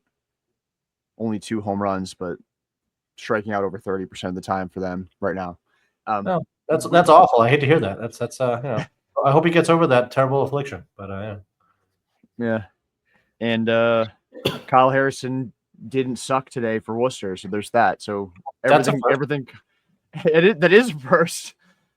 Everything coming up Craig Breslow lately. And yeah. Hicks had a good inning in the series as well. I wonder when they'll finally like cut him loose and have him pitch a couple days in a row, or like 2 out of 3. I know that they're like kind of transitioning him back from being a starter. Yeah. But like I'd kind of like to see him more than once every 4 days. I don't know. I was fine with him not pitching today, but Kid gloves. They want like that 10-2 game, where like it's a blowout and just let them, have some fun. get the confidence in there. Yeah, they go to Wrigley. You can have fun doing that. I have a feeling they're gonna have a couple blowouts over there, and they just let them throw. You think you feel that good about the Cubs series? I don't know. I mean, it's funny. I can't take the Cubs seriously. They're just the Cubs. I mean, I grew up watching them as a kid. You'd get out of school like at 1:30, 2 o'clock, and you'd like get home around the 4th or 5th inning on WGN. All their games were broadcast on cable, every single one of them. So you'd watch Cub games just for the hell of it because there was nothing else on TV in the afternoon. So I grew up watching the Cubs, and then when the Cubs played the Braves, you could watch TBS and WGN at the same time, which I know you guys, with streaming, you're like, who fucking cares? But like in the 80s, that was like really cool to be like, I can hit a button and it's like the other broadcast, and now it's the other broadcast, and now it's the other broadcast. It was just really fun. But yeah, there's still the Cubs. I mean, I have friends of mine in Chicago, and they still don't even take the Cubs seriously. Not that I know of any White Sox fans that will admit that in public. But just nobody takes the Cubs fans, the Cubs serious either, So, hey, fair enough. Hopefully that's valid because I would love for the Red Sox to. Oh, if they keep this going, Jordan, how fucking awesome is it? If they sweep another team, like are you going streaking? What are we doing here? Are you shaving like all the body hair off yourself? Like what's the plan? I have already said that I'm not shaving my beard until they lose 3 in a row. Okay, so you're not shaving the rest of the year, basically. Yeah, I'm not. Jack, are you shaving your head? Like, what do we do? How crazy are we gonna get? What are we doing here? Do we have anything? Any ridiculous? I had a friend of mine shave his head if Tampa, went to the World Series, and that was fun. We did that live on television. But I'm curious, like Jack, how crazy are you willing to get? For this you're like Jordan's like, hey, let's do let's do the podcast after the final out, and Jack's like 30 seconds before, like he goes, yeah, that's cool, that works for me. Or whatever. Like, how crazy are you gonna get, Jack? Like, what's the, do you have Jack's got a mohawk one day? Yeah, hey, we'll see what happens. Are you gonna be like hooked, like with the mohawk? Like, what are we doing? How crazy are you gonna get? I don't know. I mean, we'll just have to see how things go in Wrigley, and in what would it be? 2 weeks or no? It would be next week's show. I'm serious. That long. We'll see where we're at. We'll see if there's completely off topic. Big change. But the last time I was at a game, both of you guys were there. We need to do something together when we're at a game again. Yeah. I don't know what. I don't know. Maybe get a picture or something, or we can shotgun, some fireball nips, whatever you want to do. We're gonna get crazy, and we'll have a good time. I mean, Jordan's a bleacher creature. I don't know, Jack, where you sit when you go to the games. Yeah, I'm generally a bleacher creature. I do a Section 11 podcast every time I go. Jack is always like one section over from me, and this asshole never comes and says hi to me. Jack, you gotta make the first move, Jack. I'm not even like 100% convinced this guy's real. Like he's just at the ballpark, and I never see him. I have a guy behind me who does a Instagram thing, and I felt awful. He's videotaping the entire game, trying to talk like he's like, oh, watch, here's this home run, and then it doesn't happen, so he deletes it. And he's got like his webcam up the whole game, and then he's talking to this guy from like Southie who's like 60, but like there's nobody between them, so they're yelling at each other the entire game. My dad with his hearing aids is like, I'm gonna choke somebody. I'm losing my mind. He's like, you gotta slow this down. So, but you guys should come over sometime to Section 11. It's where the party is. Hell yeah. Yeah. Destroy some fireball nips. Oh my god. Yeah. Get a sleeve, Jordan. A sleeve. We'll put it on ice for you. You know, Oh no, you do not you really want want to that. puke all over the place? We can do Jägermeister, whatever you want to do. We can make it happen, brother. I'll do Goldschlager because I'm old school. I don't care. Christ. I'll preemptively I'll get crazy. I'll throw out a crazy thing here. Okay. This is not going to be. This is kind of regardless of how they play these 6 games out of the break. If they sweep the Dodgers, I will get a spray tan. To match your face? Yeah, I'll get the rest of my. Well, I may get one anyway. To be honest with you, I feel like every time I record, I like look at myself in the camera and I'm like, I'm a little bit more tan than I was 2 days ago. Well, Jordan, you're half the man you used to be. You look great. You did lose a lot of weight, and I think you look amazing. Your inspiration or shame for us all, however you want to put that. I don't know, but I mean, when I see Jordan, my wife was like, "Gee, he's a lot thinner. What's your problem?" I'm like, "Oh, okay, all right." I go, "I'll get on that, honey." Jack, you look great. So I mean, I couldn't fade you away. Thank you. Yeah, so sorry to leave you out of the conversation. No big deal. No, Jordan lost a ton of weight. He looks amazing. He's also our boss for the podcast, so I try. Possible. He kisses my ass. He has to. I got knee. He has to under threat of expulsion. He has exactly. To. Basically, yeah. You know, any minute I could say the wrong thing. I mean, the roster is getting big. There's going to be cuts at some point. So. Well, yeah. we do have the most varied podcast in human history. I do know that. I mean, what is it? We have to 25. We definitely do. Yeah. We definitely do. We have a nice rotation going. We're like the Red Sox outfield. We've got so many different people that can contribute on any given night that sometimes people just got to get a day off. And I think the theory is we all have enough followers on our own, and if we all pool them, that's why the biggest it will grow. So like I like that philosophy where it's like if we all have about 200 or 300 and we end this like 25 people, you do the math. 10,000 is just going to happen. 20,000 is going to happen. Exactly. And then you add the actual account, the actual Twitter account's got another 1,500. So hey, we're all I'm waiting for Doink by herself has like 70K though. So Doink is a great grab. She's awesome. She makes us look a lot more amazing than we really are. And then also I think Bailey too. I mean, she's awesome. I really think that was a great addition as well. Sorry to sell you short, Doink. She's got 82.9 thousand followers. Well, you gotta start somewhere, Jordan. Yeah, Jesus. She's those are Jack numbers almost, Jack, you got 83K? Hell yeah, man. Shooting for 87. Shoot for 87,000 between friends, 87,000. But Jordan, seriously, I'm waiting for the merch so I can wear it at the park. We have talked about it. It's a matter of I gotta learn how to design things because I suck. Itsy. Just itsy it. We'll do some things.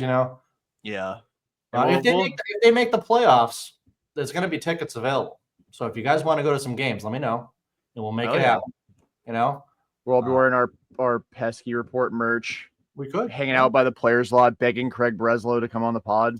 Yeah, after I have screamed expletives at him over the course of the last month.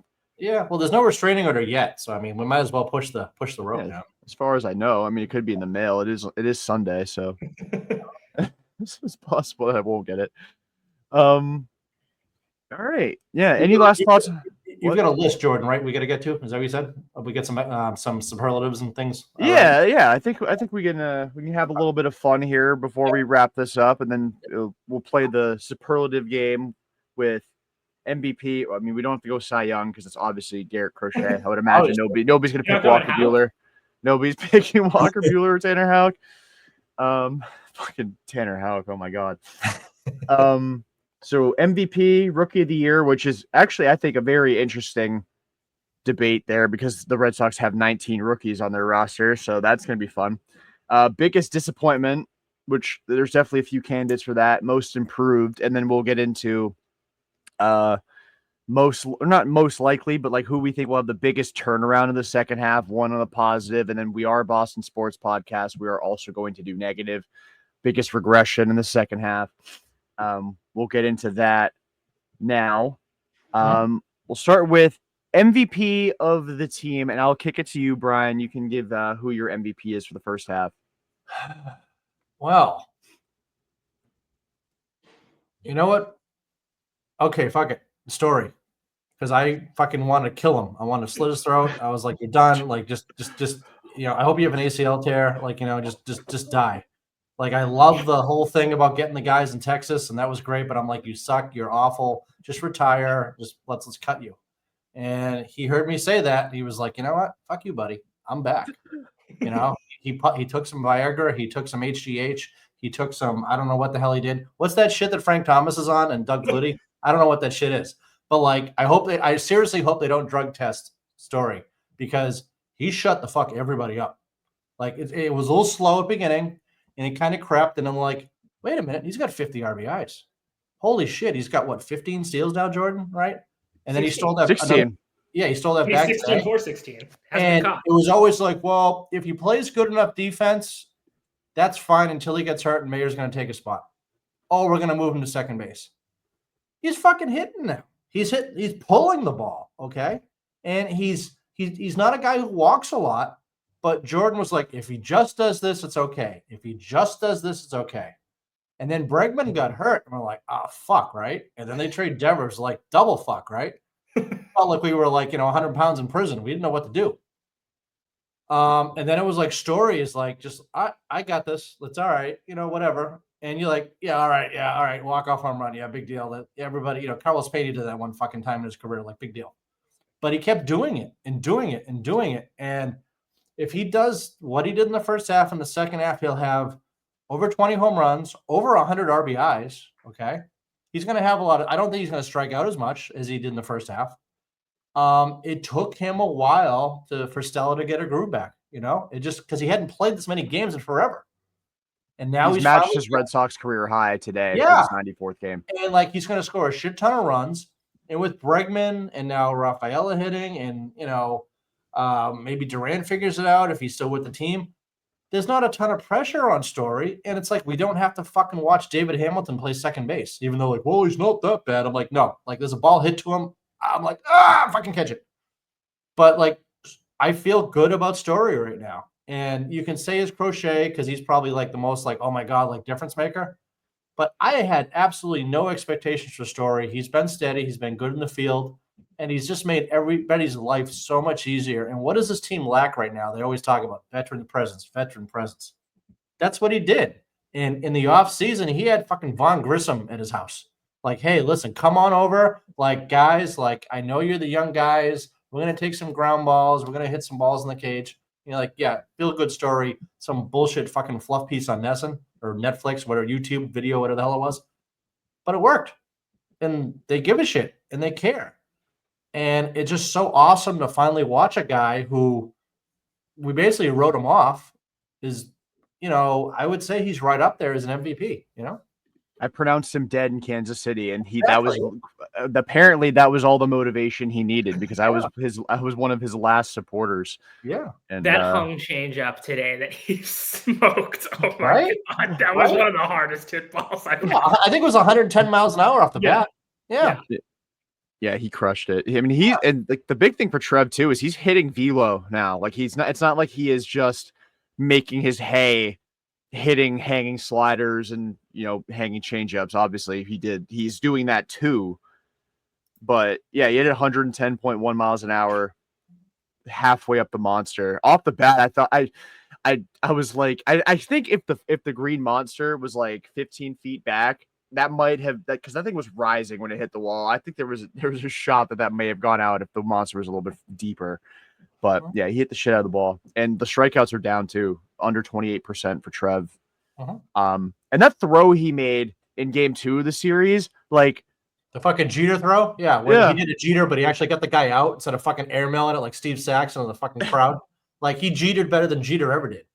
No, that throw was ridiculous, and like all the talk about his arm, it's almost like he plays possum with it, and like he has got his lick back. That dude he's been playing like Rocky Story. Don't fucking drug test him. Do not drug test this guy. Please do not drug test this guy.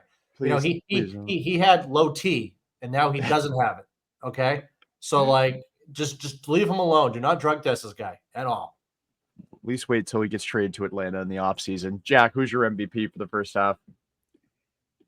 I think it's got to be Crochet.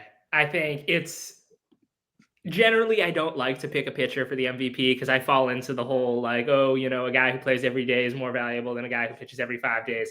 That being said, Crochet has just been a top 2 pitcher in baseball this year. It's between him and Skubal, and this could be an all-time. If both of them continue at the pace they're at, it could be an all-time top 2 Cy Young finishing between those two guys, because those two guys are both having incredibly dominant seasons. And I mean, especially because the rest of the rotation until the Giolito stuff and then Bello figuring it out, we had a few months of like, oh my God, this rotation, we don't know what we're going to get from anybody, any start. But at least 1 out of 5 days, Garrett Crochet is going to come in and he's going to shove and he's going to strike out 8-9 guys. He's going to give you 7 and he's going to give up at most 4 and probably 2 or 3. And it's been so nice to have that. He's been everything you could have asked for trading for him and more. It looks like an incredible move. I can't wait for him to spend, ideally, the rest of his career here if possible. And I think he's definitely been like the key contributor to this team to this point. But what about Kyle Teal? Yeah. I hear people say that. I'm like, I do still. That does still cross my mind every time Connor Wong plays. You got a Cy Young pitcher on your team. You haven't had that forever. Connor Wong plays, okay. I still Navarez, you're good. But Connor Wong still plays. But he might get that second RBI after the break. Yeah, he got a hit. Yeah. Stay tuned for more Connor Wong dialogue. Anyway, yeah, Crochet's a good one. Story definitely kind of been a catalyst. I'm gonna go with Ceddanne. I have to. Honestly, I was torn between Ceddanne and Craig Breslow because okay, but you have 3 all-stars. All of them are new guys that you have brought in. Everyone wanted Justin Wilson hanged for treason before he'd ever played a game for the Boston Red Sox, and he's been awesome out of the bullpen. They got Garrett Whitlock back in the bullpen. Obviously, he wasn't a Breslow guy, but Slayton was a Breslow guy. He was pitching well as well, but it feels like everything that motherfucker touches turns to gold right now, at least lately. I mean, with the exception of Walker Buehler. He's been the reason I didn't go to Breslow is because obviously the trade deadline hasn't happened yet, and we saw what happened at the deadline last year. Even if it was decent moves, they all blew up in his face. But as far as Ceddanne goes, I mean, he's kind of found that happy medium between being a free swinger and actually being selective, because he is taking pitches now and he's even taking strikes. Like he almost kind of hit like he was playing MLB The Show last year. Like he just swings at everything and he's like throwing his PCI all over the screen, and like sometimes he connects and hits a bullet, but a lot of times he's whiffing, pitches in the dirt. He looks like Javi Baez on him. This year, it's like there's like a legitimate approach. It's like a patiently aggressive approach. Like he's swinging a lot, but he's hammering strikes. He's pulling the ball in the air. And since the end of May, he's been up there with Aaron Judge and Cal Raleigh as like the most valuable players in the sport, not even just in the American League. Like those two guys are going to probably finish 1-2 in MVP voting this year, barring a second half meltdown. But Ceddanne's played himself into like MVP vote getter status, like as far as, and again, I talked about with Bello and Giolito earlier, because of guys like Houck and Buehler turning into pumpkins this year. Like Duran's regression, Ceddanne emerging as this kind of player, like saved Duran's bacon, because we'd be really laying into Jaron for his first half. I know he's kind of rebounded lately, but we'd be really laying into Jaron for his first half if Ceddanne was just a 80 WRC plus great defensive center fielder, but the same hitter. The defense though, Jordan, though, like how good he is in center field. He's making smarter throws now instead of just fucking airmailing it to show off the arm. Like the play today where like he trapped the ball and then he was like, oh fuck, I'm going to throw this guy out at third. And then they throw the guy out at, was it third before the guy scored? Was it at home, or what was the play today? I was listening to the radio. It's a little confusing, but basically he got the guy out before, was it Simpson scored? And because Simpson thought he caught the ball, so he kind of paused. And fair enough. We all probably did too. We're used to it. And it was like, and Rafaela was like, he had the wherewithal to be like, nope, I'm going to get the guy out. Where maybe last year he just airmails it to the home plate. Yeah. And like, not even just that, but the throw he made to third base was on the money. And it wasn't like he got up, set himself, and threw it. He got up and threw it basically all in one motion and hit Bregman right in the chest. So that was, again, everything has been like Ceddanne's up to 3.5 WAR. 16 outs above replacement now for center field, 16 or 17. He's right there, right? Something like that. He's been a machine. If he can, I mean, I don't know what the record is, but I mean, if he does that in the second half and he's 32 outs over replacement, that's insane. I don't know how 15. Yeah, but I mean those are, Nintendo numbers. Those are just that's crazy. A guy he takes so much pressure off of the left fielder and the right fielder at Fenway. And I mean, I don't know what their long-term plan is, where they end up moving Duran, or Anthony plays left field, or I know they experiment with him in right field and Duran's in left. I don't know what's going to happen, but having that guy in center field, I don't know what you guys think. I'd love to know how do you rate him now? I know it's small sample size. You got Bradley, you got Betts, and then I know you guys have seen YouTube videos of Lynn and guys. Like, where do you rate him? Where do you rate Rafaela defensively? Like all time for the Red Sox? Just like if you had to, where do you put him? Is he kind of top 3, top 1, top 4, top 7, top? Well, in my lifetime, it's hard to beat Hanley Ramirez. Exactly.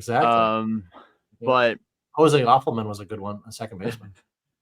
I think for me, Ceddanne, as far as outfielders that I have watched in my lifetime, and this may even be independent of the Red Sox, he is top 3 offensively that I've ever seen. Yeah. Like JBJ, like Kevin Kiermaier's probably 1. Like that's probably 1, like all time that I've seen in my lifetime. And then like Jackie and Ceddanne might be interchangeable for 2. And I know that there's a lot of it's definitely a talking point I've seen, and I know Bailey's in the middle of it a lot on Twitter about Jackie versus Ceddanne defensively, but like Jackie had like a swagger about him where he like made like this over the shoulder basket catches just because he was bored. But he was always in the right position. I remember you talking to Yankees fans and be like, "Oh, Bernie Williams is great." No, Bernie Williams makes sliding fucking catches because he's out of position all the fucking time. Where Jackie would be like, "Oh, the guy has an open stance. They're seeing fastballs." Like as a center fielder, you can see all the pitches called before they're thrown. You have a general idea what you're trying to do. And he was always under the ball. Now he did make some crazy catches, but he was always right there positioning wise. And I loved it when Jackie and Mookie played together, where it was like a center fielder and right field. That was amazing. Or like when Victorino was in right field, people don't realize how awesome that is, having a center fielder in right field at Fenway. You basically need it. And when you have it, it's amazing to watch.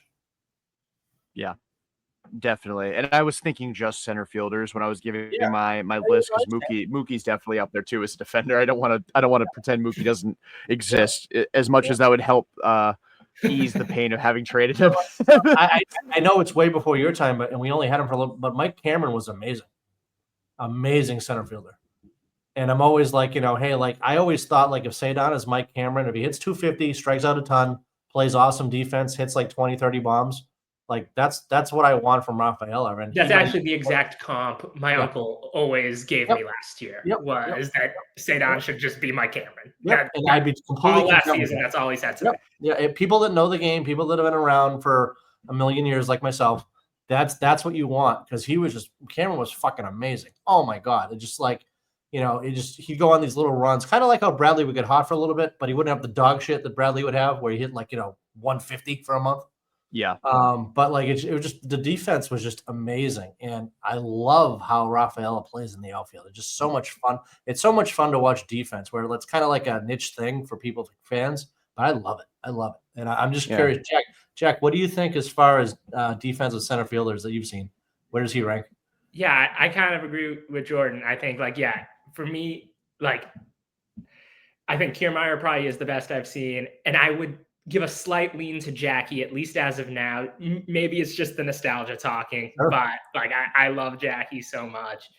But I think there's a very good case that he might, especially for Red Sox, he'd be an easy second in center field. And then like league wide, he might be third. Like I'm really trying to think. It's like, I know what PCA is doing right now is incredible in Chicago. Lorenzo Cain was great. Yep. But I mean, Ceddanne, he makes a lot of these plays look easy where like it's like, oh yeah, that had like a 15% catch probability, and he just like got to that thing like it was nothing. And it's very refreshing having that. Oh my God, it's great.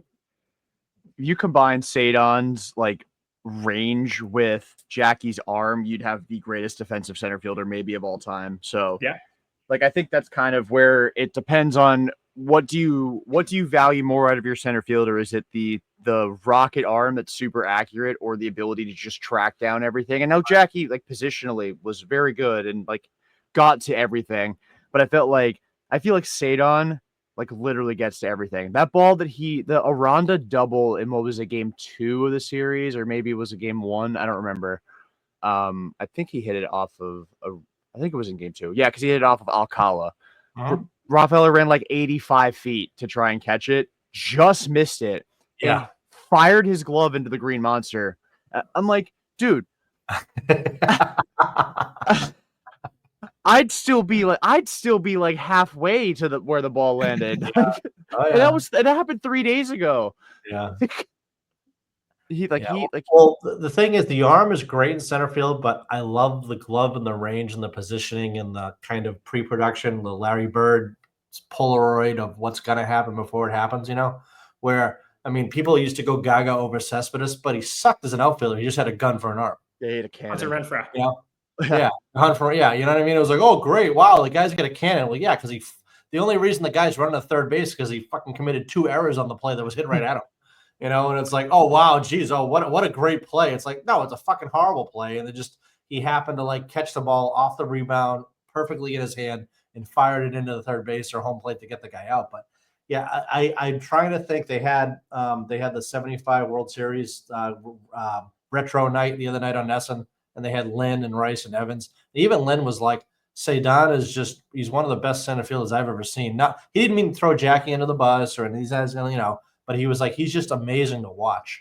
And people forget how young he is, and he's only probably going to get better.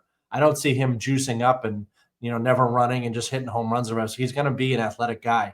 Did you guys see that video of him where he's on carousel and he does like the Ozzie Smith, like back, like the forward flip? Did you see that? Yeah. Oh my God. And he's like, hi, I'm, Ceddanne Rafaela from, whatever. And it was just amazing. And as good as we talk about these other outfielders, how many, like, would you ever even imagine Jackie playing the infield? No. Mookie kind of did second base once, and it was kind of really? Is that second base? Well, yeah, he used to play second base. But, like, I would never think of any of these guys really playing the infield. And when Rafaela does it, it might not be his best position, but it's not like he's not going to hurt you defensively. He played second the other day, and it was like, well, he's probably the best center fielder on the team, but he did it. Where I think that just kind of basically amplifies how great an athlete he is than what we're seeing. Yeah, he's an animal out there. It is definitely a joy to watch, and his defense is somehow it's even better when he's also hitting. Even though it's really not any different, but when he's also hitting, like, it makes those plays even cooler because it's like you're also producing at the plate. Like, because then you have games like today where he is like literally the reason. I mean, Bello pitched great, but like Ceddanne hits a 2-run home run in a 3-run game, in a game that you win by 3 runs, and he saved a run on a diving play, then throws the guy out at third base. Like, the difference in the game was Ceddanne Rafaela. Plus minus a 3, right? That's how I just did the math. Yeah. So a difference of 3 runs. He hit a 2-run shot, saved a run with that throw to third base, and you won the game by 3. So Ceddanne Rafaela also just very much a big reason the Red Sox swept this series. All right. Moving on to Rookie of the Year, so we can kind of fly through these because I know that we're almost at an hour and a half, and the draft is coming up too. So, I'll start with you, Jack. Who is your Rookie of the Year for the first half of the Boston Red Sox? I think it's got to be Narvaez. I think, in terms of, especially considering the season that you got out of the guy who was supposed to be your starter in Connor Wong, and to have Narvaez just show up and be, a fringe all-star. If they added a third catcher to the American League roster, it probably would be Narvaez. And to get that stabilizing force behind the plate, to get great defense and really solid offense as well, while Connor Wong has been one of the worst players in baseball, I think I gotta go with Narvaez. Yeah, I'm in total agreement there. I'll keep it to that.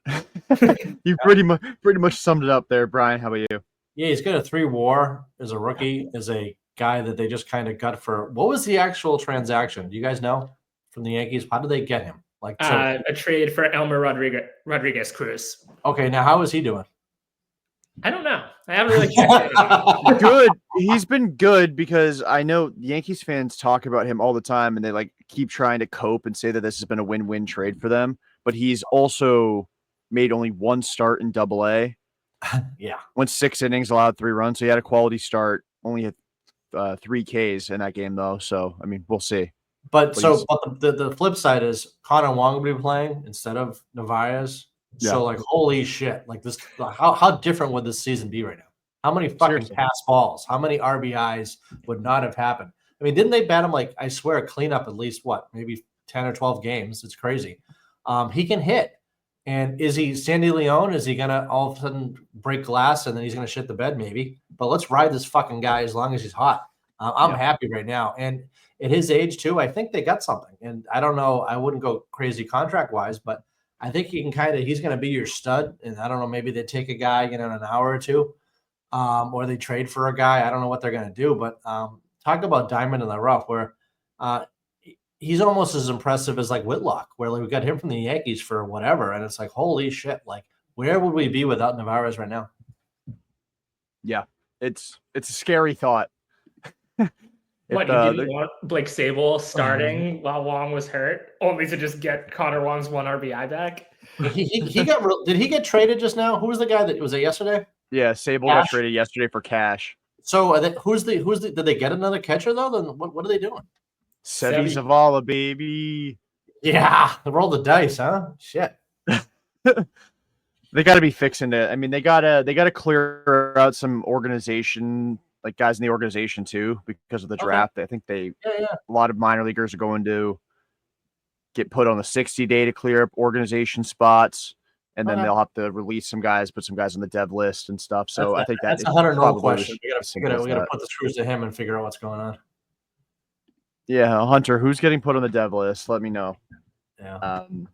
So we'll go to biggest first half disappointment, coinciding with my rookie of the year. For the first half, Connor Wong, biggest first half disappointment for me, just because he was your starting catcher and I mean, as good as Narvaez has been, when you have to play Wong, it's not like he really provides you anything, because I feel like every time he plays, there's a pass ball, there's a wild pitch that he probably could have blocked. Today, notwithstanding, I thought that wild pitch that happened with Wong was more on Bello yanking an 87-mile-an-hour sweeper than Wong just not getting lazy back there, but 0 for 27 or 0 for 28 now with runners in scoring position. His WRC plus is like 7 this year. That's not. It was 6 entering today. Actually, let's see. Because he did go 1 for 3, so it probably went up today. Actually, let me check real quick. His WRC plus is 9. We're almost back to double digits, baby. Let's go. Connor Wong, 13 hits in the first half of the season. And this guy was. I don't know if there was something about them trading Kyle Teal that like maybe had him not take the offseason as seriously, like offensively. Defensively, I feel like the returns have been pretty good for him, but offensively, he has just been a puddle. And like that was his calling card. And his defense, though improved, nowhere near good enough to offset a 9 WRC plus. Like he's no Austin Hedges. Like at this point, I'd rather have Austin Hedges. Brian, biggest disappointment for you? Connor, I don't think whatever. I don't think, he sucks, but I didn't think it was a disappointment because I didn't have high expectations. For me, it's Tanner. I thought he'd get his shit together, and do okay. And I was kind of really hoping that it would work out. And I didn't. So I'm kind of disappointed because we saw it. He's more than capable. It just, for whatever reason, it's maybe his arm hit the wall or he's got fatigue or I don't know what the fuck the problem is. But he's doing it now. He got a bunch of, I think it was 17 or 15 swing and misses, I guess, the last start. If he was first half Tanner this year, I mean, this team would be in first place. Easy, right? Probably by a lot. Yeah. And I mean, how fucking sexy would that be? We could be like, we could have, you think we're obnoxious now after 10 wins. I mean, Jack would just be like running around like Ric Flair, he'd just be like, woo, just, Jordan, I don't even know what you'd be doing. You'd quit your job. You just say, fuck it. Like, I'm so like, we're going to the World Series, like it would be insane how obnoxious we would be right now. I mean, imagine if we had like a 12-game lead, like in the AL East right now, like we would be the biggest dicks in the world. But don't be wrong, the podcast would be must-watch TV. It'd be hilarious. We'd have a blast. I'd be drunk right now. Exactly. Yeah. Like, we'd all be on benders. So we'd be like those ape AI videos that are online right now where they're doing crazy shit with the booger sugar. I mean, we'd be just nuts. I miss that though. Like you guys remember what it was like when we were the team, right? I mean, it was awesome. Like, holy shit, that's better than any drug. It's better than like, picking up a 10 at a bar. I mean, you're like, holy shit. You're just like, your head explodes. And I don't know what either of those things are, so I'll take your word for it. So I don't know either. But just like, I love it when the team that I love more than anything else in this world is fucking awesome. And it's a drug. Yeah. And it's just like, hey, if one guy has a better season, like that's all really it takes right now. Because you got Detroit and then a bunch of guys, a bunch of question marks in the American League. That's how I look at it right now. Detroit is like the team. And then I don't even know if they're going to do anything in the playoffs. Like I've already talked about how Baltimore jumped the fucking shark. The Yankees kind of did Yankee things. Toronto's kind of pulled, a Looney or a Tooney out of their ass, and they're doing okay right now. But like, really, like, imagine if we just had a little better team, and it's just like, I mean, there's nothing sexier than when the Red Sox are good. It just feels fucking amazing. And I can't speak for you guys. I mean, I will anyway, just because I'm talking. But these past 10, 12 days have been fucking great. I love it. Yeah. I'm so excited. Yeah, it's been awesome. And just throwing this out there, the Red Sox are only 6.5 back of Detroit for the best record in the American League. So just throwing that out there. That it's not an unreachable. We're in the ballpark. We're in the ballpark. We're drinking the Kool-Aid. Yeah. I forgot my broom and my Kool-Aid when I started this podcast, but I'm fucking ready to go. Jack, who's your biggest first half disappointment? I mean, both Tanner and Connor are very, very worthy picks here. I feel a little bad because I think had it not been for injury, this guy might not be my choice.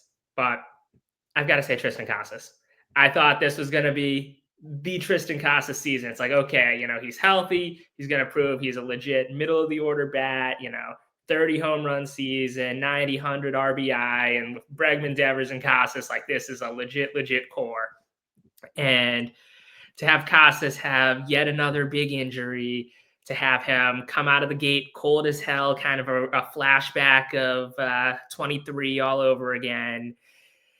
It's just very disappointing. And I know he was starting to show some signs of life again right before it happened. And, who knows if he was still healthy and he had, those signs of life turned around, he almost certainly would not be my pick here.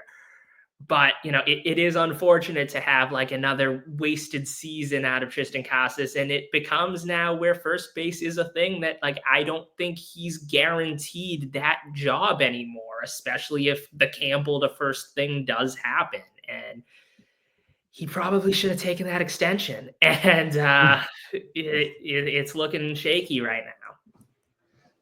Yeah, I think Tristan probably is going to spend 2026.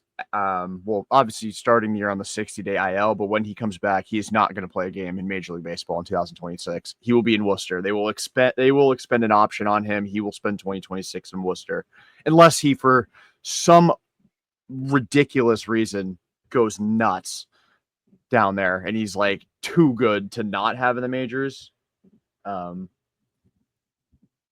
I think he'll be hanging around in AAA. Crazy that Walker Buehler wasn't named. I'm going to name him as an honorable mention because he absolutely deserves to be. That's like probably the one honorable mention that we will throw out there for this. We'll go into most improved for the first half. So we're going to lead back off with you, Brian, here. It's got to be Rafaela, right? I mean, holy shit! Like you just, uh, and the baseline was Mike Cameron, and this week he's been fucking Bo Willie Mays. Jackson. Willie Mays. I don't know who you want to call it, Ken Griffey Jr. I mean, just is he this good? Probably not, but I don't give a shit. I mean, he's my guy right now. He's my ride or die. It's just like my kids are like, who is that kid? And just to tell you how crazy I am about Rafaela right now, I pulled up the Little League World Series on YouTube to watch him play. He was a fucking beast. Like you talk about Sean Burrows or Big Al, I just hit dingers.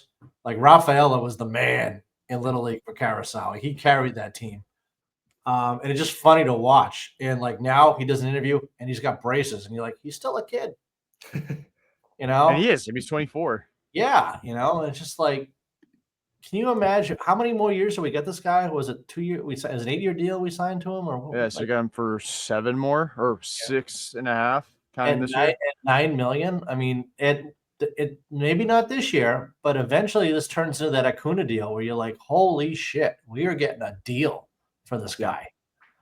It's the kind of thing you hope that happens with Campbell with the deal they signed, or maybe they get the Roman, whatever. But you're like, wow. And it's just, I always kind of thought that he was going to be good, but then like he had, like Jordan, you talked about earlier where they said, just be yourself. And he fucking went off in Worcester, but the ball was flying out for everybody. So you're like, okay, was that the new Worcester Park? You think he had like 14 home runs in like, I don't know, 60 games, something crazy. He was on fire. And then the Red Sox brought him up and he swung at fucking everything like Wes Chamberlain. Google him if you want to laugh at yourself.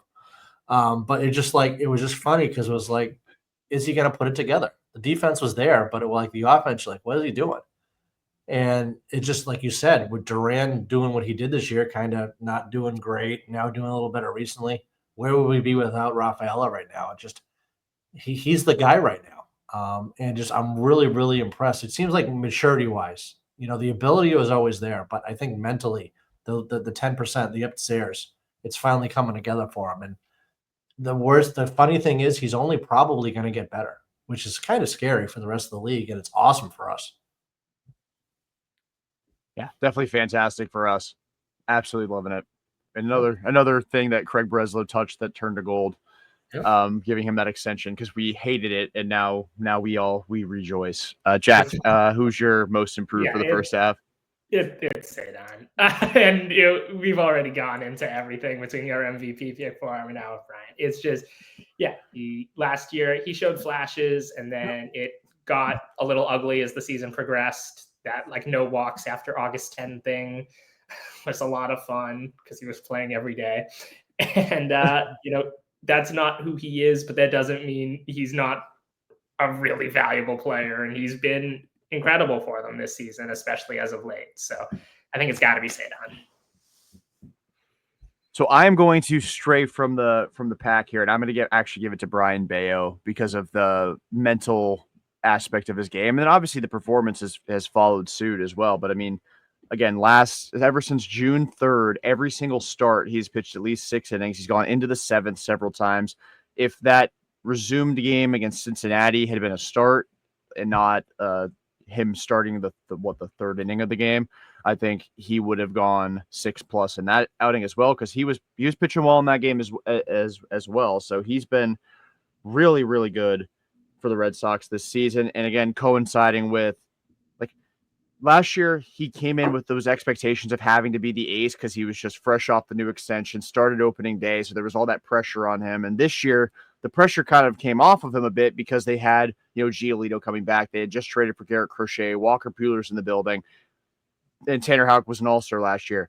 But when Houck and Buehler are hurt/terrible, Giolito also started the year hurt. I know Bello did as well. But at a certain point, it was just Crochet was the only guy on the rotation that you were like, that guy's going to pitch well tonight.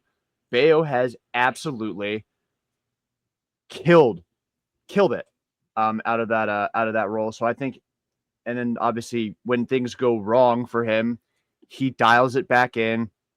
He has his moment, takes a deep breath off the mound, then takes the field, and then and he gets the job done and minimizes damage, which is gigantic. We'll hit our last 2 superlatives here, and then we'll wrap things up. as we are getting close to 2 hours now. We're going to go biggest second half improvement. Now we'll go regression first so we can end on a high note. Who do we think is going to be the likeliest regression candidate in the second half? I think, Jack, you are slated to lead this one off. You know, when I look around this roster, there really aren't like a ton of guys who like actually stand out here, because like I feel like most guys who are performing well, I actually like do buy, and the guys who aren't performing well obviously don't qualify here. I'll say Abraham Toro. I still don't believe Abraham Toro is a real thing. And I know he's had like these hot and cold things, and like he was at like 320 for a minute, and then like it went down, and then he got back up into the 290s. I think now he's in the 270s. I don't think Abraham Toro is the answer at first base. Do I think if Campbell is hot, that's something they're going to explore? Yes. I think Romy at first has been working, especially against lefties. I don't know if you can reasonably expect Toro to be an above league average bat over the rest of the season. It was nice while it lasted, but out of a lack of better options, I'm going to say Toro. Fair enough. Brian, what do you think? Yeah, the other part of that platoon, Romy. I mean, he was in Fuego, about a week ago. I mean, it was just like up until Durant hit that ball. He had the longest home run, I think, at Fenway all year. It was like 454 or 5, and then Durant did 456. I didn't realize he hit the ball that far. I haven't seen a guy hit a ball that far at Fenway since, I think it was Sean Green in the 99 All-Star Game Home Run Derby, straight away center field. I think maybe Vladimir Guerrero hit a ball maybe further that I remember, or what the hell was the guy's name? Was it Rudy Tellez or somebody? They thought he hit it like 600. Rowdy. Yeah, whatever the fuck. But like they realized like, no, it hit off something. But I don't know. I mean, I think part of the moves maybe they make in the All-Star break is that they get that first baseman, because we still don't know what Casas is going to do, but they kind of need that. I'd love to see him get, and not that they're going to get Schwarber, but a guy like that who's just going to mash at first base. It just kind of lengthened that lineup a little bit. And Romy, I think, is great, but I mean, he's not going to be an everyday player. I mean, maybe he can be a platoon guy like he is, but like getting back to what Jack said, then you've got Toro playing most of the at-bats there. And I know like they kind of had like Massa take ground balls that like kind of mimic like on a I want it so bad. A pad or something, but He's the new Schwarber.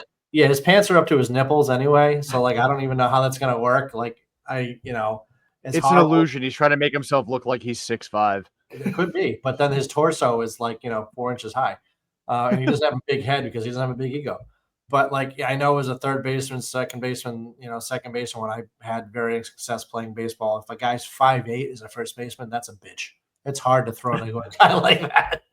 So I don't know what they're going to do, but yeah, I don't think Gonzalez is going to be able to keep that up in the second half. But also, I mean, it's limited at bat. So I don't want to say this, but I really hope it's not Chapman, because I love having Chapman as a lockdown guy. I know, people, off the field stuff have an issue with him, but like, so it's like, oh, well, fuck this guy. But like, it's so nice having him come into a game and not have to worry about shit.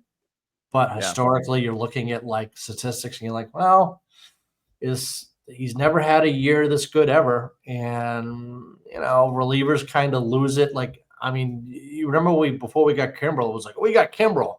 And then we were shitting our fucking pants in 2018. It was like, oh my God, please. I've told you guys a story in public and before where I saw the guy the day after Benintendi caught that ball at an apple picking orchard with his family. And even he was like, thank fucking God he caught that ball, because like I heard stories about how Wakefield thought he was going to have to move after he gave up that home run to Aaron Boone. And it was like, it's all right. And Kimbrel was like, I love it here. I got a young kid here, blah, blah, blah. And he's like, I was just like, I don't want to be that guy. And not that I think Chapman cares about that type of shit, but like it can happen at any moment. A reliever literally can just, from one day to the next, they can just have it and it's gone in a blink of an eye. Barnes.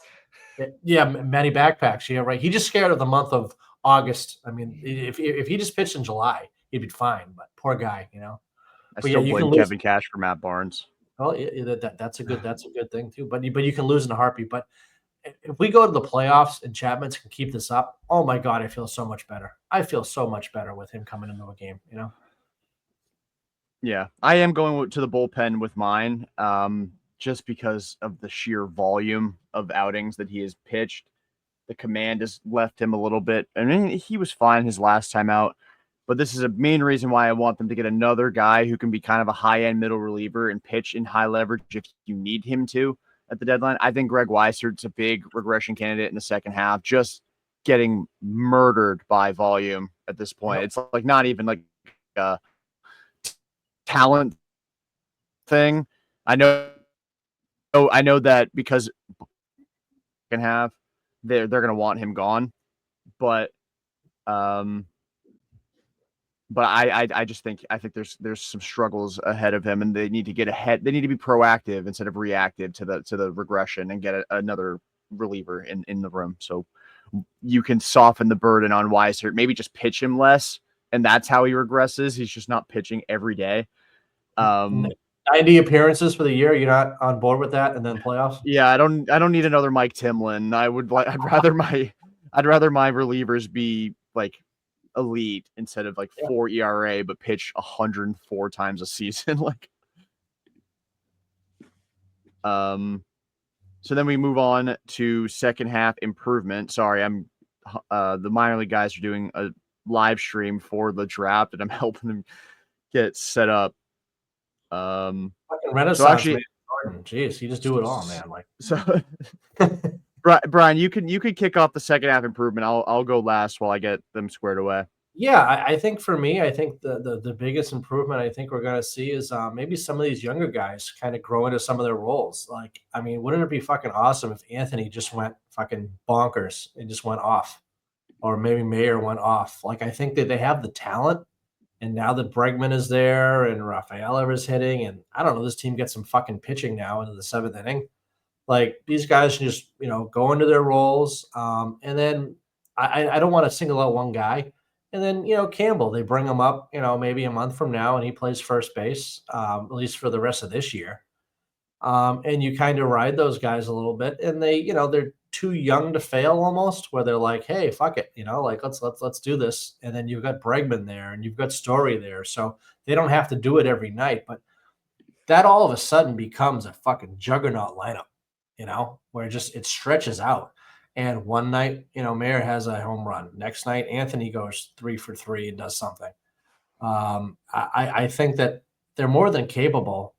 We hear stories about a guy like, where Campbell get down, Trout got sent down, and then he came back.